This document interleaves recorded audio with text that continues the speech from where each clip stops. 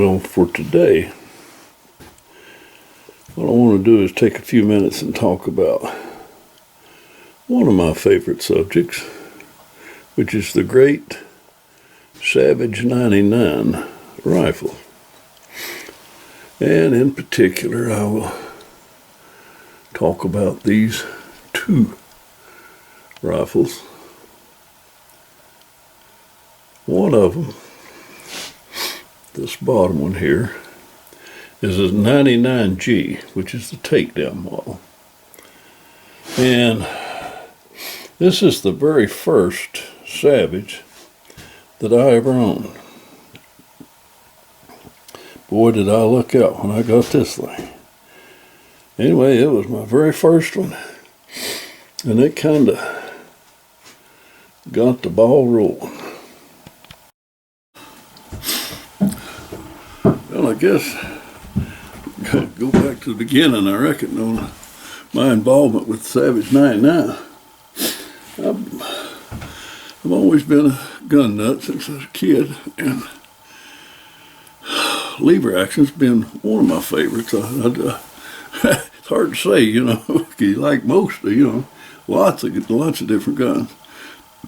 Not much is made lately. I'm not into the tactical stuff and all that. I'm a traditionalist. I like blue steel and walnut. So I'm a traditionalist. But anyway, I like lever actions, and mostly the Winchester and the Marlin type stuff. And my brother was always, he liked the Savage 99. And at the time, I thought the Savage 99 was a kind of ugly gun, really, compared to my Winchesters and stuff. And I really hadn't given them a lot of thought. But I've always been a tinker, tinkering with guns and what have you. And, I guess you could say gunsmithing, but anyway, fooling around with them, working on them, doing first one thing and another. And I'd restored quite a number of guns. I would even get brand new guns from the factory, and I just wasn't satisfied with the way they looked. And so I'd start working on them and make them better, make them look better, feel better, prettier, and what have you. But anyway, I'd done a lot of that. My brother had a couple of 99s. Both of them happened to be 99Cs, which, for those that don't know any better, or don't know about it, the 99C is one of the last models that Savage made. It had the detachable magazine, which a lot of 99 aficionados did not like the fact that it had a detachable magazine. They were enamored of the rotary magazines, which was on all the first ones. And they weren't really fond of the C with the detachable magazine, and there was a lot of other things. I mean, Savage trying to cut corners and trying to exist and survive in the world. They were having to cut all the corners they could to try to make a gun that they could sell and make a profit on and stay in business. And it became increasingly harder and harder to do. Of course, the C, it cut production quite a bit with that more or less sheet metal stamped out detachable magazine. But not only just that, but the gun itself took quite an overhaul, and up to even having a top tank safety and a new system, a new working system. And the stocks, to say the least, compared to a lot of the older 99, the stocks were crude. I mean, I make a lot of Savage people mad when I say that, but it's the truth. They were crude. You compare a lot of the later 99s, but later, I mean, like 50 or so years, but a lot of the later 99s left a lot to be desired compared to the older guns. But anyway, my brother brought these two 99s out, and they were quite quite crude. So I refinished them for him. And while working on those two, that's the first ones I had really handled any great deal of time. It spent a lot of time handling. I got where I kind of liked them. So I started looking around, and I found one. Which happened to be this rifle right here. This rifle, it came from the coast of Oregon, and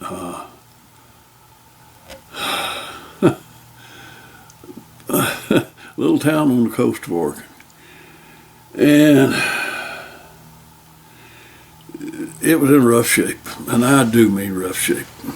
It had, if you can see here on the bottom, it had wood missing, big chunks of wood missing. It had cracks galore. There were cracks all over this gun. I mean literally everywhere. And the forend was literally in pieces. All the pieces were there, but it was pieces. I mean, this gun was a basket case. And the wood, all the wood, was black. I mean, it just black. It looked like a synthetic stock, just black. It was oil soaked, and it was black as coal. It was in rough shape. Most people probably would have just trashed it, and that's probably what the person who sold this did, because I got it at a bargain. I got it at a heck of a bargain. And I thought, oh my goodness. And the guy was honest. I mean, he was showing it for what it was. But it still looked better in the pictures than it did in real life. But anyway, he was pretty upfront with it. And so I bought it. And I thought, if I can resurrect this gun, if I can resurrect this one,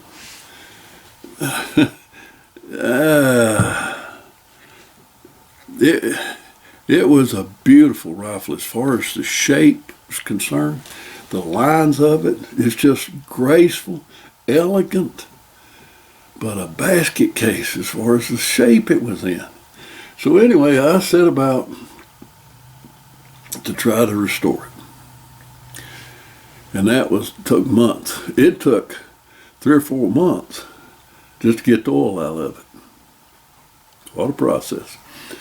Anyway, the next big thing was put the forend back together. That was quite a deal, but I managed to do it. And it was pulling out a few dents and things like that. And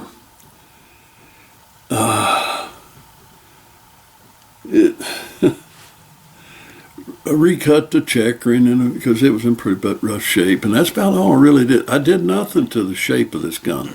Nothing whatsoever. The overall shape of it was absolutely, this is like it was.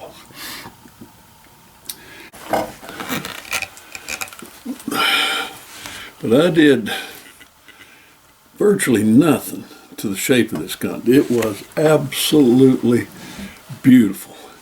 And the handling of it was it's just something you had to experience. I mean, best way I could describe it, it handles like a fine over and under shotgun.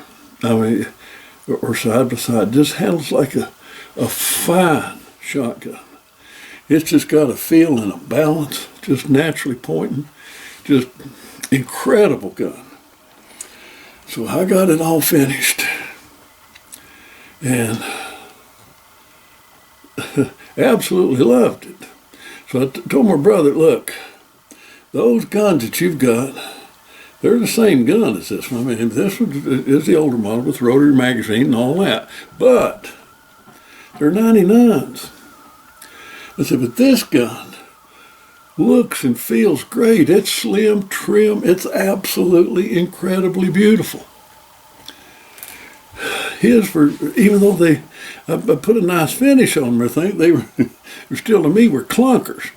So I said, bring those things back to me and let me do what I want to do to them. So I did. He brought them back, and I took those two sea moths, and I tried to reshape them as much to this shape, to attain this shape and this balance as I could possibly do. And it totally transformed those 99Cs. They were absolutely great looking, great feeling, great performing guns then. They were pretty. They handled good. They didn't handle like a stick of firewood. They handled like a fine rifle. So that's kind of what got me started. Then I looked around and I'd pick up another 99 and pretty rough shape, and I redid it and thought, well, I'm just going to see, this gun that I picked up for practically nothing. Let me just put it on one of the gun auctions and see what'll happen. So I did. Put it on auction, and my goodness, this is many years ago. Sold for $2,000. $2,000. Well, it's about 10 times what I paid for it. And long about then, I went through a bout with cancer, and I wasn't working, needed some income, needed a little income, so I took one of the bedrooms in the house and converted it into a shop. And I started what turned out to be, in the long run, several years, many years of taking the 99s, you might say basket case, junk heap, ready for the junk pile as a whole, and redoing them and sell them. It was enough to, it was a labor of love, and it sure did come in handy at the time. But anyway, I got into redoing these things, and the criteria was they had to sell cheap. I had to be able to buy them very cheaply in order to spend all the time that I spent them, which is an enormous amount of time, and still be able to sell them and make some kind of profit on them, to make a little money on them. So they had to be cheap, and that consisted mostly of guns that had been neglected and all that, and were in pretty rough shape. But it also turned into getting some of the latter guns that were just plain old crude from the factory. I mean, I don't like to step on toes of people. There's a lot of people that think it just because it comes from a factory that way that it ought to stay that way. Crude is crude. And when you compare a lot of the guns that came out of the Savage factory to other guns that come out of the factory, crude's the only word you can use. Lots of them were beautiful, elegant, just works of art, and others weren't. And not only in looks, but in the feel. The gun had to have a feel. And some of them just didn't have it. So I'd buy guns that a little on the rough side, and either were total basket cases or a little on the rough side, and I would redo them. Well, I came under a lot of fire for a while from collectors. Now, I'm not knocking collectors, okay? I'm not knocking them at all, but they did knock me. I'm not knocking collectors. There's more than one way to look at guns. Some guys look at guns that just because it came from a factory this way, that it's sacrilegious to touch them. I don't look at it that way. A lot of them look at this gun is just too good, too precious to use, and they hide it away in the safe. I don't look at it that way. To me, there's never been a gun too good to use. They were made to use. I use them. So to me, if you could take a gun that's, it's not even pretty to look at. It don't feel good. It's just, it's ugly. And if you can make a beautiful gun out of it, that you're glad to carry through the woods, you're proud to carry it through the woods, proud to use it, what's wrong with that? Nothing. So if you want to be a collector, that's fine and dandy. I got no qualms with that, whatever anybody wants to do. But I got raked over the coals quite a bit because I had the audacity to alter a factory rifle. Anyway, but the guns that I bought and I resold, anybody that wanted to collect them could have bought them right off the same markets and everything I did. They didn't really want them. But anyway, I would take mostly, to my knowledge, I never did redo for sale or totally rework, whatever word you want to use for it, a true collector gun. If it was a really true collector's item, I didn't do it for a couple of reasons. One, some of them were so rare you really didn't want to fool with them. And others were just so doggone expensive. If I did buy them and redo them, you'd be hard pressed to sell a gun that high to get him up, to make it worth your while. So, for principle and economics, I didn't do it. What I've concentrated mostly on was the EG, which is very, very common, or the most common rifle out there. This happens to be a G, the takedown. I only did a couple of these. These are really nice rifles, and but I did a lot of EGs, which is a plain Jane rifle, very common, and Fs. I did a lot of the latter model Fs, and the C, a lot of Cs. And even the E, which was the economy, that was the bottom line. I mean, my goodness, you couldn't get any cheaper than us. But anyway, I would take these common rifles, redo them, redo them, and sell them. And you wouldn't believe the complaints that I got for what the gun sold for. I would get comments from collectors. I have such and such a model that's a highly collectible item. Highly collectible item. Very desirable gun. And you're selling this whatever, C, EG, whatever. You're selling this gun, this little old cheap gun that the collectors don't shun, the collector don't even like. You're selling for 5 times while I'm getting out of this prize collector's item. Well, what a gun's worth is what somebody's willing to pay for. Whatever, you might put a value on it yourself, and it might be worth that to you, but if it's going to sell, its value is what somebody's willing to pay for. And there are quite a few collectors out there, but there are more hunters and shooters than there are collectors. And there's a lot of people out there that like the 99s, but they want a nice one. A really nice one. And that's what I did. I tried to put out there super nice 99s. Now, 99s were made into a gazillion different variations, and a lot of presentation grade guns and all that stuff, and they were exquisite. They were like this rifle. They had exquisite lines and feel. They were works of art. These presentations, these special editions and all that, they're absolutely fantastic. All of them that I've ever seen or handled had great, beautiful, slim, trim, graceful guns that handle beautifully. They don't handle like stick firewood. They're good guns.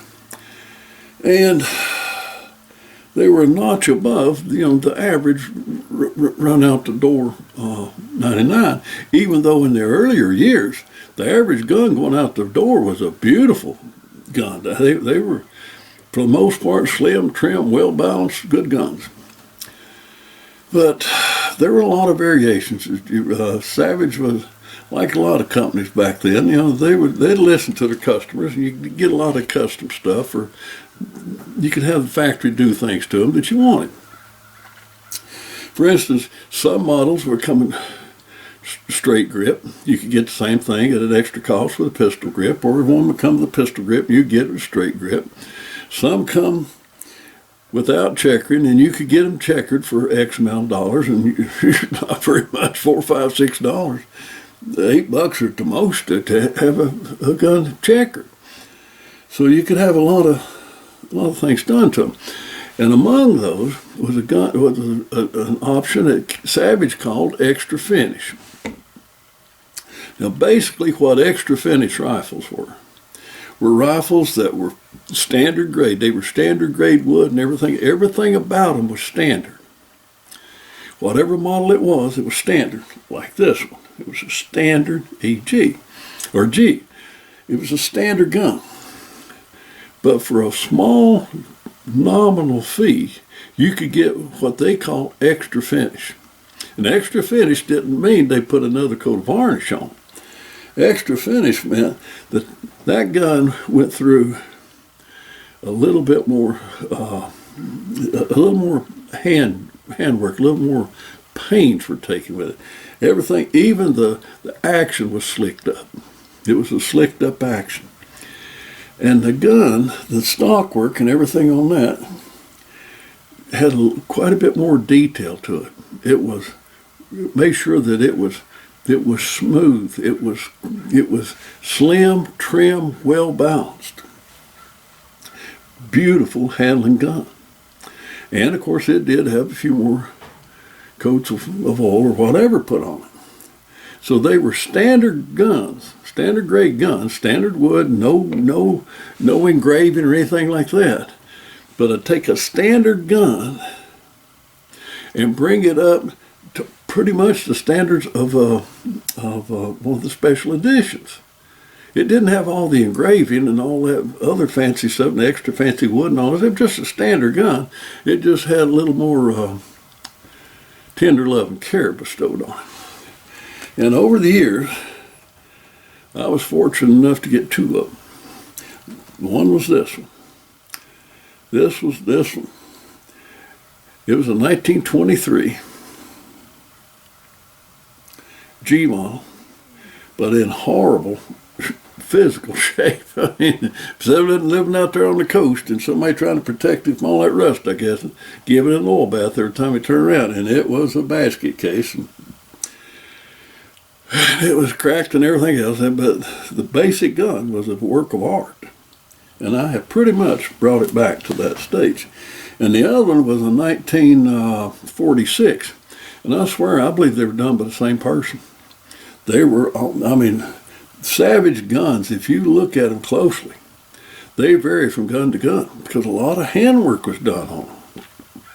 Some real artists got a hold of some of them, and some trainees or whatever got a hold of others.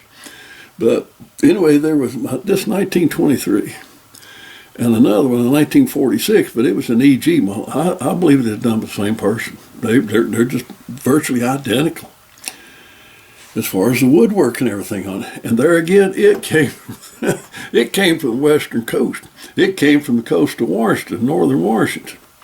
And it was in virtually the same shape, black as coal. Oil soak took months to get the oil out of it.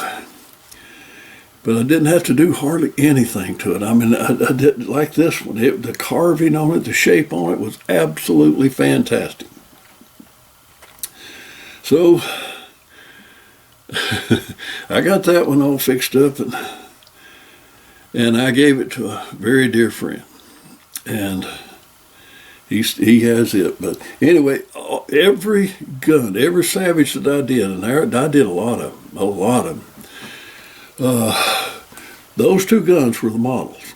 that I tried to make whatever it was, whether it's an E or EG or a C, whatever it was, whatever shape it was in. My object was to try and give whatever gun that was the overall shape, grace, graceful lines, beautiful lines, and that slim, trim balance that this gun and the other one, the 46 model were. This was the goal, to try to take every gun I got, all these clunkers, and turn it into fine guns like these. And like I said, I have no idea. Precious few people have had probably any more 99s go through their hands than I have. I know there are people that have, but an awful lot of 99s have gone through my hands. And like I said, I got a lot of flack from a lot of collectors in the beginning.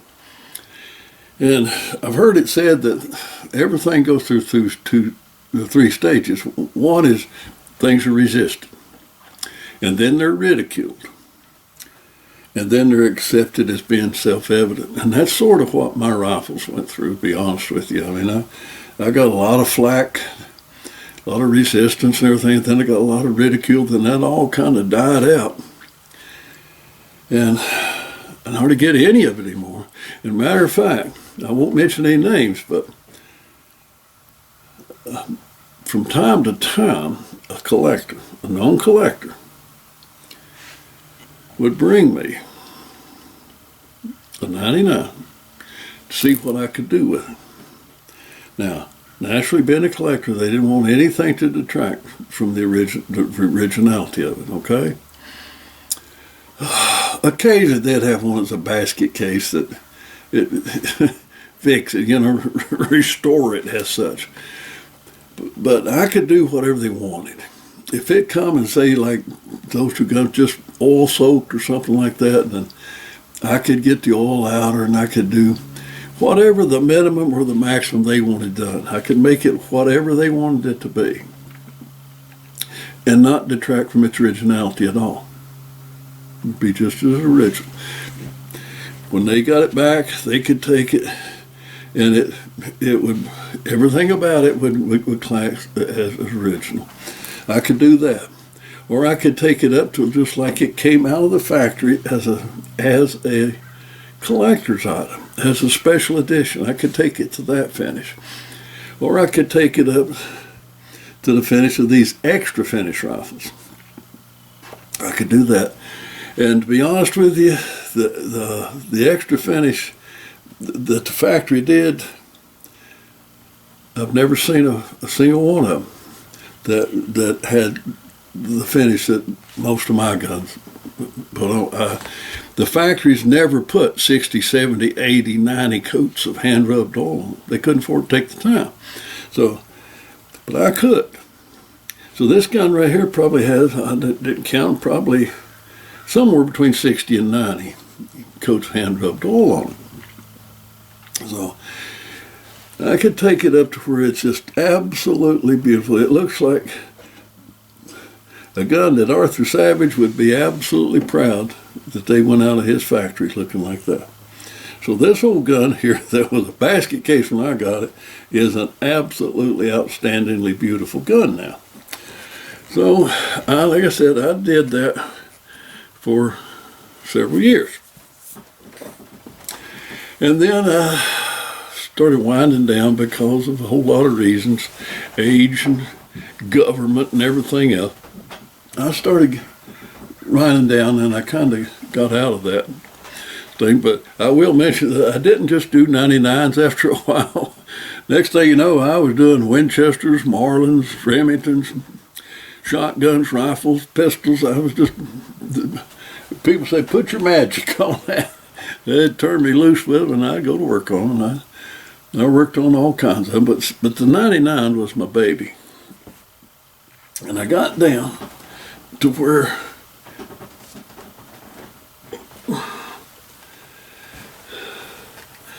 this was the last one that I did. This was my last one. I took this rifle And I worked on it for months and got it up to the final stages, just a couple more days of final work, final polishing and what have you, and maybe a little extra work on the checkering or something. Anyway, I got it up to it was ready to, a few more days and it'd be ready to sell or whatever. So what I did is I just left it in parts. I just left it sit in my little shop there actually I left it sit there for a few years. Because I didn't, I guess I just didn't want to part with it. I don't know what I did, but anyway, I left it sit there. It's an EG, a very common model. But like I said, I highly refined it. And by the way, that's the word that, people use the word, you could use the word restore, refinish, rework, redo, everything else, but I couldn't find a word that would adequately describe what all I did to them. So I came up and I just started calling it refined. But when I meant refined, I meant I refined the stockwork, which mostly meant getting rid of tons of excess wood on it. Just get rid of all that clunkiness, slim and trim it down till it became a beautiful, slim, trim, beautiful, well-handling firearm like most of the early 99s were. Exquisite guns, that's what these are. So I did a lot of woodwork on them. So that was done to this one, and I let it sit for a long time. And then a couple of years ago, I finally reassembled. I finally put it all back together. I finished. I just didn't want to sell it, even though I've had, like I said, God, I don't know how many 99s go through my hands, through my shop. But I'm down to I just had a handful of special ones that I kept. Because, like I said, every time I turn around, I get another one ready. I could do what I wanted to, so they went in and out of the shop. But I knew I probably wasn't going to be doing much more of that, so I took this one, held on to it, put it back together a couple of years ago. And right now, in a minute, I'm going to actually fire it. It's never been fired, or I've never fired it, so I am going to fire it and see what it does. Oh my goodness. So I reckon this is going to hang around with me for a while. So anyway, I've got these two absolutely beautiful rifles. This one I patterned after the other one, and they're really close. I mean, as close as you can get them. I mean, the EG, it has a heavier contour barrel and everything else. It's a little heavier, bulkier rifle. But as much as humanly possible, I made this rifle look like the other one. But the other one has a pencil, little thin, wispy barrel. This one don't. But they're great rifle. It's a great rifle. So I'm going to fire it here in a minute, and we're going to see if she's a shooter. But that'll have to probably be in another video, because this is getting a little long. We'll talk soon.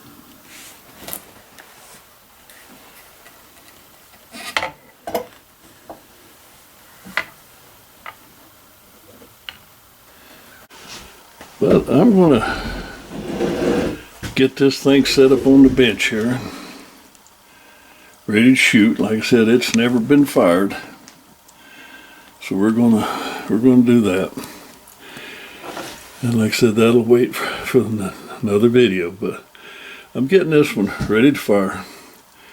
And what's going to come up, the series of photographs that's going to come up following this, is I would have been asked, what all do you do to your 99s anyway to make them what they are? Well, there's no way I could answer that question because it depends on the individual rifle. So I did come up with a little sequence of photographs that said, I don't know what all, there's no way I can tell you what all I do to them, but I can tell you what the absolute minimum is. So this series of photographs that's coming up will be to show you sort of what's the absolute minimum that I would do to these 99s. And I might even throw a few photographs in showing what I call my little shop and what I did to them, which was Thunder Ridge 99s. So some of the promotional photographs that I took for Thunder Ridge 99, I might include a few of those, but I will show you a particular rifle. The rifle was in pretty good shape. It was not in bad shape at all, considered what I normally worked with. This one's in pretty good shape, and so it needed the minimum. So I did the minimum amount of work on it to turn out a really Thunder Ridge 99. So I will show you that. And remember, this is the absolute minimum that I ever did on any rifle. Just trying to make it slim, trim, beautiful, well balanced, and that consisted mostly. The number one thing you did was remove excess. Just remove excess to wind up with slim, trim, beautiful, well balanced rifle. That was the object. That's what I did. So I hope you enjoy, and we will talk soon.